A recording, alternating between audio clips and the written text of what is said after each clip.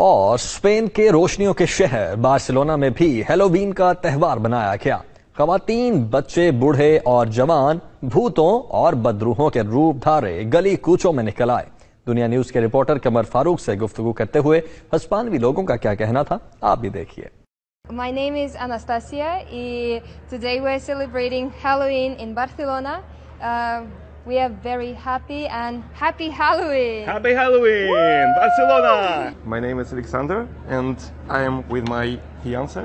We are celebrating Halloween in Barcelona today and we are here for 3 days, I think, and we were in some clubs. Now we are going to meet our friends to the bar and celebrate there this night of horrors, I think. Hello, happy Halloween from Barcelona.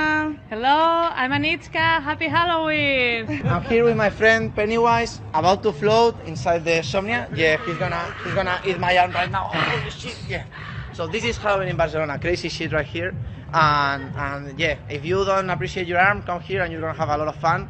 You're gonna have to use the left for the rest of your life, but that's fine. It's worth it. You wanna float? Come with me. Hello, happy Halloween, Barcelona.